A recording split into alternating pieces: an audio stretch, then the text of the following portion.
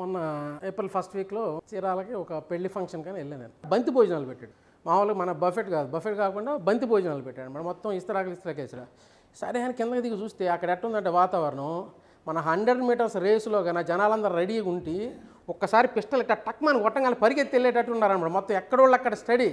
ఒక్కసారి పిస్టల్ పేల్చారు అంటే ఏం లేదు, ఆయన అయిపోయింది ఇస్తరాకులు తిండిరా అన్నాడు. అక్కడ ప్లేసుల కోసం సరే నేను వెళ్ళి గబా వెళ్ళి కుర్చీకి వెళ్ళేదానికి ఆ బల్లాల కింద నుంచి ఒక బొడ్డోటి వెళ్ళి 3 సీట్ల మీద ఎట్లా కొనుక్కున్నాడు.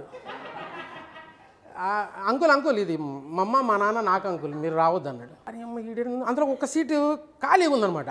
సరే ఇది బాగుందని చెప్పి నేను వెళ్ళి సరుకులు కూర్చోపితాలు కూడా వచ్చి అంకుల్ ఇది మా సీట్ అన్నాడు. మా సీట్ ఏందిరా అన్నాడు. అంకుల్ ఫస్ట్ బంతిలో మా తాత కూర్చున్నాడు, 2వ బంతిలో మా నాన్న కూర్చున్నాడు అంకుల్, 3వ బంతిలో నేను కూర్చుంటాను అంకుల్ అన్నాడు. అంటే నెపోటిజం.